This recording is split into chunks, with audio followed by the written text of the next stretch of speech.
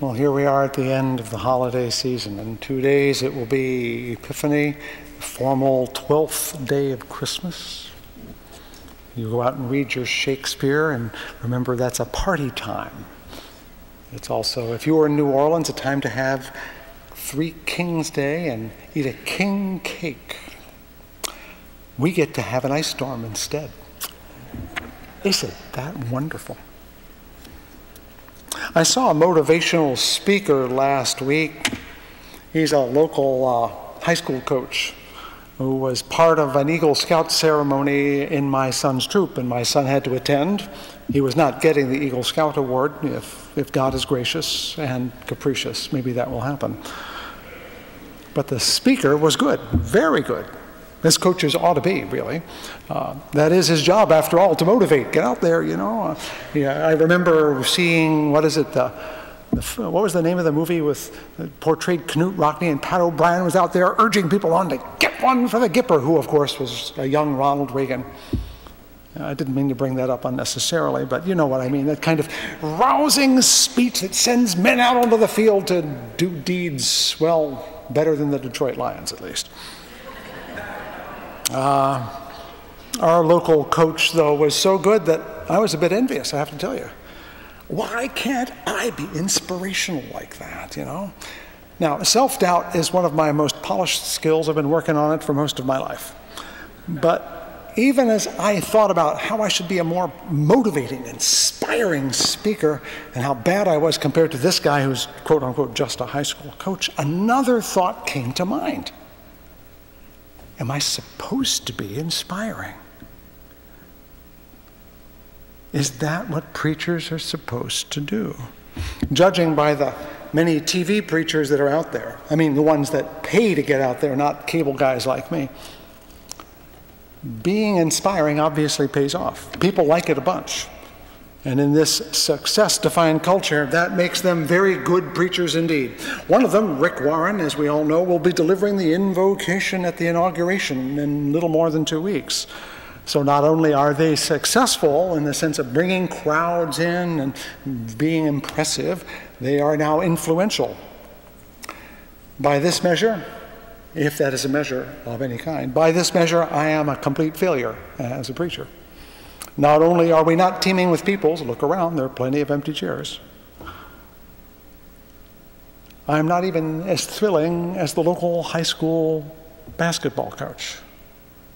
If I were, then at least I would be going off to Eagle ceremonies at regular intervals to inspire young men, and clearly I'm not doing that either. Now, in years past, I would have spent that evening after listening to him in a blue funk, nursing my self-pity. Instead, though, something occurred to me. Like I said, am I supposed to be doing this?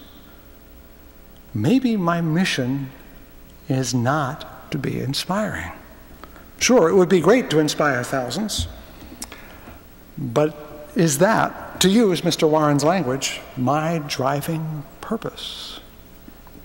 Now I want you to recall Paul's passage that I shared with you a few minutes ago. If I speak in the tongue of mortals and angels but have not love, if I'm a noisy gong and clanging cymbal and have prophetic powers and all that kind of stuff. Paul is trying to tell the people in Corinth, by the way, not a megachurch, that all the showy gifts of religion, the speaking in tongues, the prophesying, that's not what's important. In his mind, love is. But the message here is not just love itself, but that what appears impressive may not be the point. Paul, by the way, founded several churches, none of which survived, none of which grew into the thousands, and yet I would wager his influence over Christianity is going to be larger than Rick Warren's. So Paul reminded me that outward success, either in the speaking itself or the gathering of listeners or the impressive amounts of television coverage or the books that one writes, these are not the measure because that is not the purpose of the preacher. Then what is? The truth is, I am duty-bound to tell the truth and to make it as simple and as plain as I can. Here we are at the end of the holiday season, which is usually marked by the three kings, meaning the three wise men who go searching for the star. And what do wise men go after but the truth? And of course, the point in the narrative is that they see the truth of the babe who will be the Messiah. But let's remember, they were seeking the truth. These people should be our heroes. They go out looking for something, and they'll follow a star wherever the blazes it leads. And in fact, they did not expect to end up in Bethlehem or even in Judea. They were just following the star because they knew that was the sign to where the important truth was. This is important because one way or the other, I am following the star of truth, as our last hymn calls it. And it does not always end up in a convenient, exciting, thrill-seeking, inspiring, or motivating place. The truth, in my opinion, as I was brought up, needs no policies or stratagems, as John Milton put it. Its power to change us, its power to set us free lies not in how artfully I or anyone else put it, or in how many people are listening at a given moment, but in the reality it strikes you and changes you. If you hear the truth and you do not perceive it to be the truth and just keep going, then I have failed no matter how much you might be impressed with my motivational powers. And if you go away thinking, man, that was the most boring sermon I've ever heard, and it creeps up on you a week or two later when the fact, the truth that was in it finally catches you, then I will have succeeded. So let's make it very clear that I'm here to try to deliver the truth. That doesn't mean I know more than you, but I think about it a lot. And maybe now and then, maybe with some art, maybe with some luck, maybe with some good fortune, maybe with some skill, some of it will get across this little barrier here and land in front of you, and you'll say, yes, that is true. Now let me talk about what's going on all month as Matthew and I try to lead you. I've been reminded constantly that the leadership of liberal churches is like the herding of cats. We can do our very best, but in the end, you're making up your own mind. I know this. This month, Matthew and I are delivering 4 different sermons, leading 4 different worship services about 4 spiritual paths in liberal religion. We're basing this on a book we read last year by Corinne Ware called What's Your Spiritual Type? And she, of course, focused on the Christian community because there are a lot of them. And they buy more books than we do. But I think that the kind of spiritualities she discovered really are the kinds that we deal with too. She calls them types, but I don't know that categories really help us here.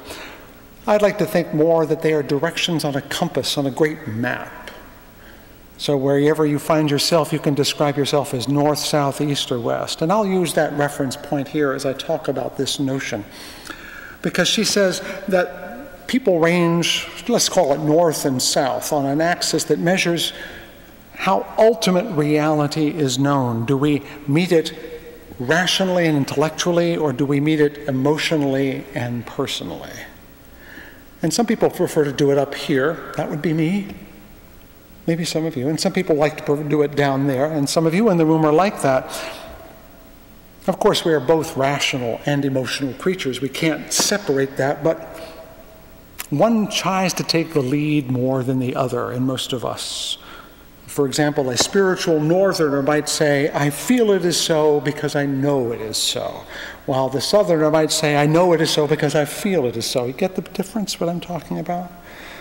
The other axis, let's call it the east-west axis, measures what that ultimate truth is as you experience it. Those to the east find it imminent, familiar, concrete, part of their world as they experience it. Those to the west would say ultimate reality is transcendent and mysterious and hard to define. Spiritual Easterners know reality personally, and feel connected to it the way they are to another person. In Christian words, they might say that they feel close to God. They have a friendship with Jesus. Spiritual Westerners are more like mystics, and they have this cloud of unknowing and a certain undefined way of feeling connected, and they really can't find good words for it. People over here, God has a friend. People over there, God is kind of a spirit. Yeah, it is. It's kind of a body and spirit way of experiencing things. And obviously we both have bodies and spirits, just as we all have thoughts and feelings. And we tend to prefer one of each more than the other. We tend to, individually, and what's more, churches tend to prefer one over the other. And of course, the differences between them are like the difference between being right-handed and left-handed. You can write the same words and they will look different, but they are still, in fact, the same words. But the trouble is, we eventually end to think that right-handedness is better than left-handedness, unless, of course, you're left-handed. Or we begin to think that this way of being religious is better than that way, or more dignified, or more appropriate, or more faithful, or more true. And that's where some of the problems lie. And that's exactly where the challenge lies. For when one way of being religious, the way we express it and think about it, becomes the way of being religious for you or for a whole church, anyone who's different from that gets a very distinct message that you're not a part of this community.